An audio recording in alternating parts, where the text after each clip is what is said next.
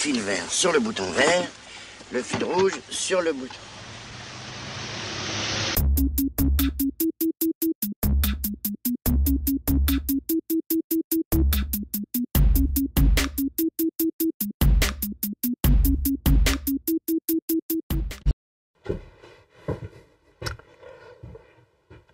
Et bonjour, donc aujourd'hui on va parler du fraisage complémentaire. C'est une vidéo qui est très attendue. On va faire déjà vraiment le principe et la partie simple du fraisage complémentaire. On a vu la dernière fois que quand on usinait avec une fraise en suivant le contour du gabarit, on obtenait deux courbes, je vais y arriver, qui sont pas du tout complémentaires. Pour une raison très simple, c'est que quand vous suivez un rayon de courbure avec une bague à copier, on va dire de 30 mm, et que vous avez un rayon de courbure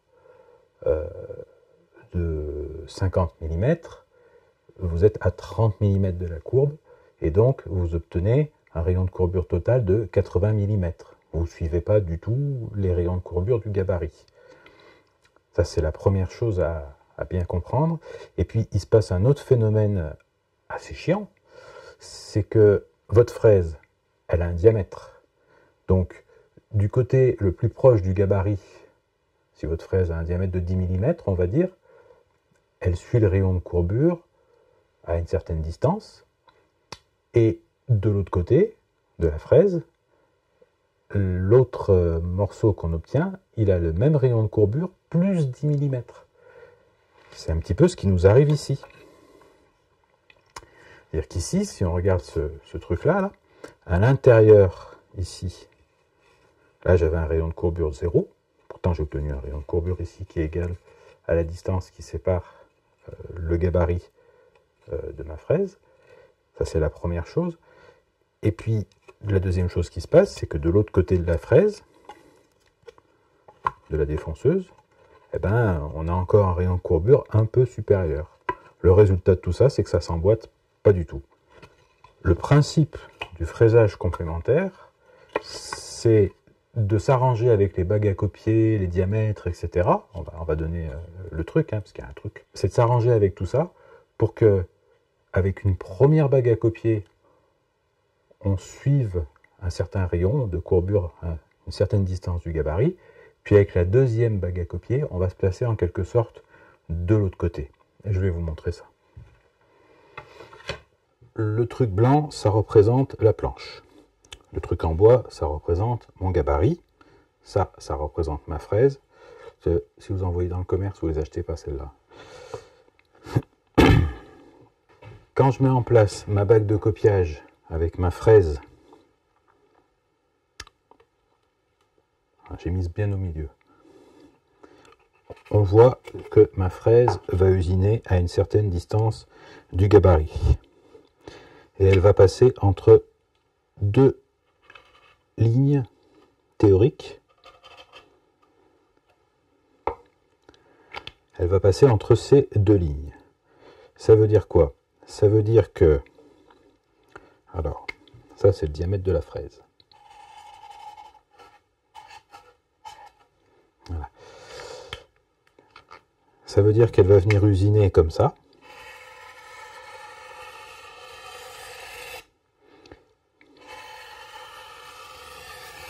Deux lignes parallèles. Si on imagine que je veux récupérer la planche qui se trouve sous le gabarit pour l'emboîter, la ligne qui m'intéresse, c'est celle-là. Hein, ça, c'est la ligne de coupe qui va m'intéresser. Voilà. Et si je veux faire quelque chose qui vient s'emboîter, l'autre ligne qui va m'intéresser après, c'est celle-ci. Mais comme je l'ai dit, les rayons de courbure qu'on ajoute au gabarit, ils vont être d'un côté de cette distance-là et de l'autre côté de cette distance-là. Donc, on ne va pas les calculer, ce n'est pas important pour ce qu'on veut faire. Ce qui est important qu'on comprenne, c'est qu'ils ne sont pas pareils. Et comme ils ne sont pas pareils, eh ben, quand on va vouloir serrer nos deux bouts de bois, on va se rendre compte qu'il y a des jours. Et plus les rayons de courbure seront petits, et plus les jours seront marqués.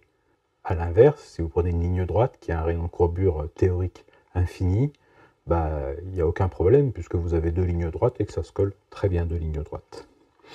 Notre objectif à nous, c'est de nous débrouiller avec nos diamètres de bague et nos diamètres de fraise pour faire en sorte que ces deux traits rouges là, qui sont distincts, ils deviennent identiques. Ils se confondent. Et pour qu'ils se confondent, je ne vais pas rentrer dans la théorie, je vais vous donner une formule, puis je vais l'écrire en dessous, ou en dessus, ou en travers. Je vais l'écrire en tout cas, et je vous conseille de mettre pause et de l'écrire sur un papier.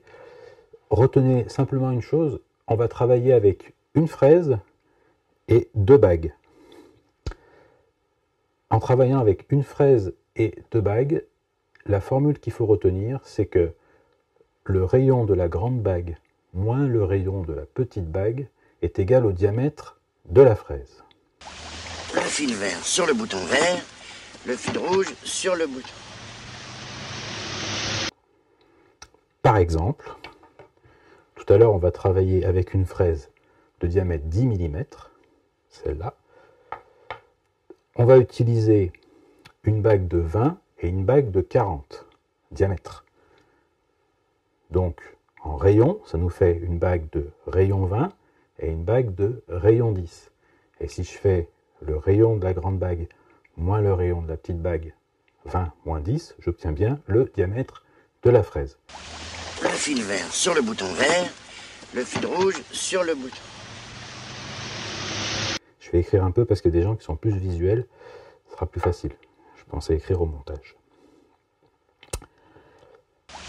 Le fil vert sur le bouton vert, le fil rouge sur le bouton. Donc, après, je pourrais rentrer dans tout un tas de calculs compliqués. Il y a deux choses à retenir. La première chose, c'est que on fait varier les rayons de courbure et que d'un côté à l'autre de la fraise, on n'a pas le même rayon de courbure. Donc, quand on passe la fraise sur un certain tracé, on pourrait même passer à la volée, hein, sans gabarit. On aurait quand même deux courbes qui ne s'emboîtent pas, tout simplement parce que d'un côté à l'autre de la fraise, les rayons de courbure des courbes qu'on dessine ne sont pas les mêmes. Puisque si la fraise fait 10 de diamètre, les deux rayons de courbure ont 10 mm d'écart. Et donc ça ne s'emboîte pas correctement.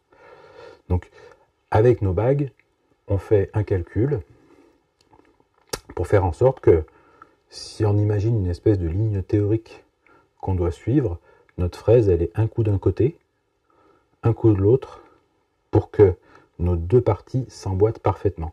C'est ce qu'on va mettre en pratique. La formule, encore une fois, à retenir, c'est le rayon de la grande bague moins le rayon de la petite bague, c'est le diamètre de la fraise. Le fil vert sur le bouton vert, le fil rouge sur le bouton.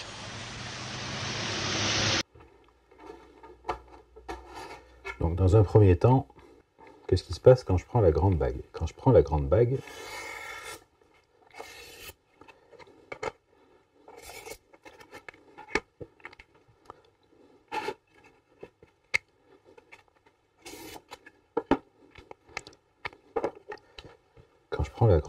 je viens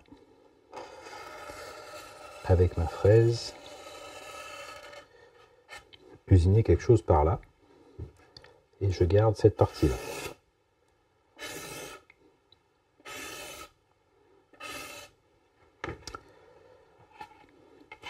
Quand je prends la petite bague,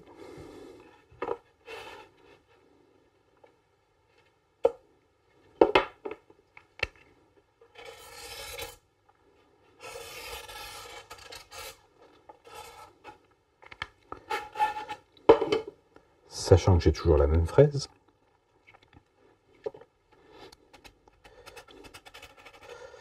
je viens usiner quelque chose par là et je garde ce côté-là.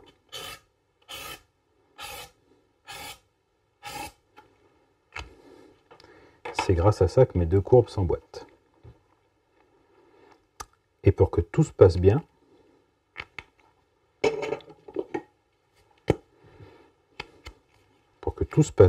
cette distance-là et cette distance-là doivent être identiques. Et si je fais le calcul que j'ai dit tout à l'heure,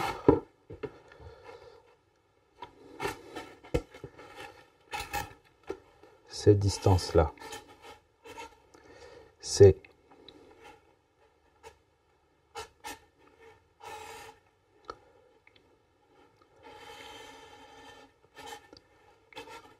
le rayon de ma bague moins le rayon de ma fraise.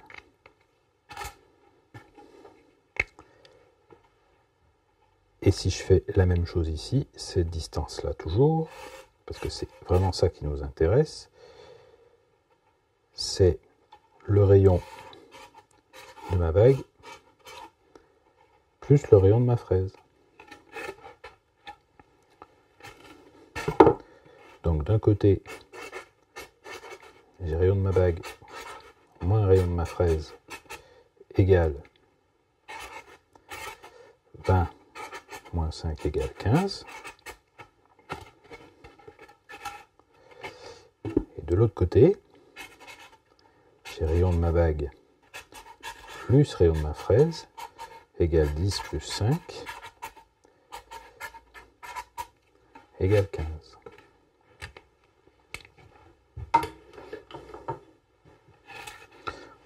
Voilà, voilà. En fait, tout se résume à ces deux trucs-là. Après, si vous ne savez pas quoi retenir, retenez simplement qu'on fait un trait et qu'on veut être un coup d'un côté, un coup de l'autre. Donc, quand vous prenez la grosse bague, vous gardez ce qui est sous le gabarit. Quand vous prenez la petite bague, vous gardez ce qui est de l'autre côté du gabarit. C'est ce qu'on va faire maintenant. J'ai donc pris une bague de diamètre 40, une bague de diamètre 20. Donc, mes rayons, c'est 20 et 10. Du coup, ça fait 20 moins 10 égale 10 mm égale le diamètre de ma fraise. Alors, pour l'exercice d'aujourd'hui, j'ai préparé plusieurs choses. J'ai préparé une très très belle planche martyr pour pas massacrer ma table. J'ai préparé un gabarit avec une courbe, sinon ça n'a pas d'intérêt, c'est pour faire tout droit, vous emmerdez pas. J'ai pris une bague de 40, une bague de 20, c'est les diamètres, donc une bague de rayon 20, une bague de rayon 10, et donc une fraise de 20 moins 10, 10 mm. J'ai fabriqué deux panneaux, un panneau en noyer d'Amérique et un panneau en frêne. Et l'objectif, c'est de faire une jolie courbe sur les deux panneaux, puis de les coller comme ça à plat joint et que ce soit nickel et que ça s'emboîte bien. Voilà un petit peu l'objectif qu'on va essayer d'atteindre.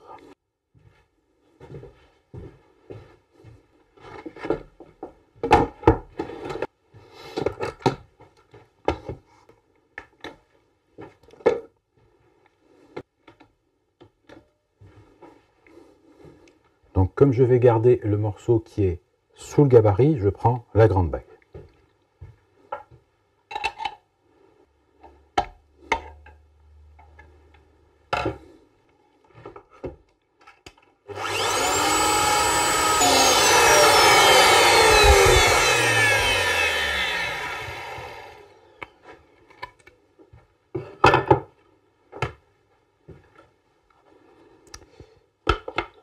Donc maintenant, je vais usiner l'autre planche et le morceau que je vais garder, c'est le morceau qui est à l'extérieur du gabarit, qui n'est pas sous le gabarit. Et quand j'usine ce morceau-là, je prends la petite bague.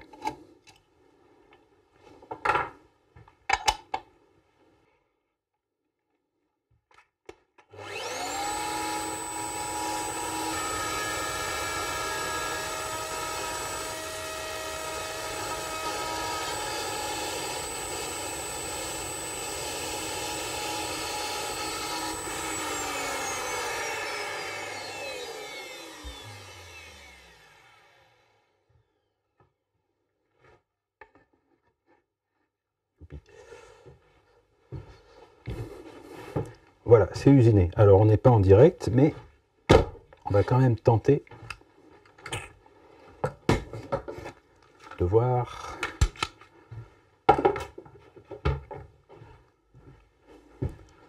On va tenter de voir si j'ai bon. En tout cas, j'espère.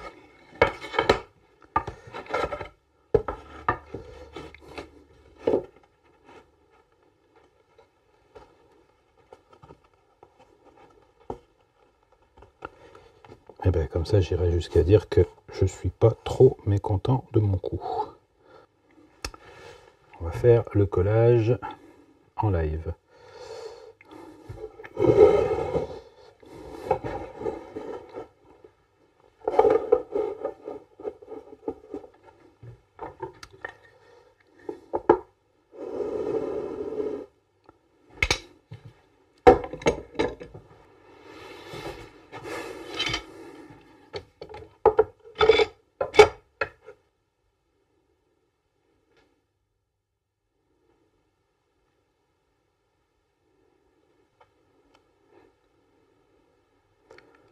Pour qu'on voit.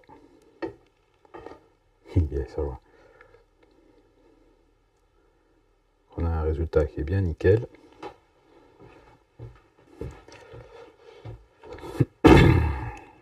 Bon. Voilà, ça c'est pour la pratique, les explications. J'espère que j'ai été clair parce que c'est pas simple à expliquer en fait. Faut le savoir. Ça c'est le premier point. Et puis le deuxième point, et ça c'est important également, c'est pas forcément utile de tout retenir, de chaque fois de tout se remettre en tête. Il y a deux choses qui sont très importantes. Le premier, c'est l'espèce de petite formule. Le rayon de la grande bague moins le rayon de la petite bague, c'est le diamètre de la fraise. Rayon moins rayon, diamètre. Donc rayon de la grande bague moins rayon de la petite bague égale diamètre de la fraise. Ça, vous l'écrivez sur un papier, vous l'affichez à l'atelier. Si vous êtes un peu hermétique aux explications, comme ça, vous n'êtes pas emmerdé. Ça, c'est la première chose à retenir. Donc, la deuxième chose importante à retenir, c'est quand je garde le bout qui est sous le gabarit, je prends la grande bague. Quand je garde le bout qui est dehors du gabarit, je prends la petite bague. Donc, bout sous le gabarit, grande bague. Bout dehors du gabarit, petite bague. La prochaine fois, on verra comment on fait le fraisage d'inclusion. On conserve la même formule, mais on est sur un gabarit fermé. Donc, pour le fraisage d'inclusion, on garde la même formule, on prend un gabarit fermé, comme ça. Coucou, je vous vois. Donc, on prend un gabarit fermé, comme ça.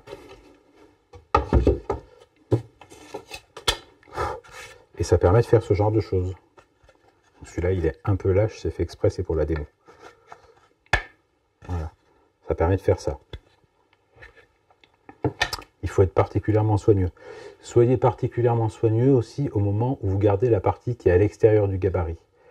La partie qui est sous le gabarit, si vous dérivez un peu avec la défonceuse, il suffit de refaire une passe, vous enlevez ce que vous n'avez pas encore, ce que vous avez un petit peu raté, et puis ça se passe bien. Quand vous êtes sur la partie qui est extérieure au gabarit, la moindre erreur, elle se paye. C'est-à-dire que si jamais vous vous trompez un tout petit peu, vous allez manger de la matière, et cette matière-là vous manquera au moment où vous allez faire l'assemblage comme on vient de le faire. Donc ça, c'est important de le retenir. La partie la plus délicate, c'est l'extérieur du gabarit. Le truc, quand vous êtes à l'extérieur du gabarit, quand vous gardez cette partie extérieure, c'est de ne pas prendre des trop grosses passes pour ne pas avoir de trop gros efforts sur la fraise qui pourraient vous faire partir. J'espère que cette vidéo vous a plu. Elle a été longue et difficile à tourner parce que l'explication n'est pas si simple que ça à donner. Rayon de la grande bague moins rayon de la petite bague, c'est le diamètre de la fraise. Première chose à retenir. Deuxième chose à retenir, quand je garde ce qui est sous le gabarit, je prends la grande bague. Quand je garde ce qui est à l'extérieur du gabarit, je prends la petite bague. Je n'ai pas de moyen mnémotechnique pour m'en souvenir. Vous l'écrivez sur un papier. Le fil rouge sur le bouton blanc, le fil vert sur le bouton bleu.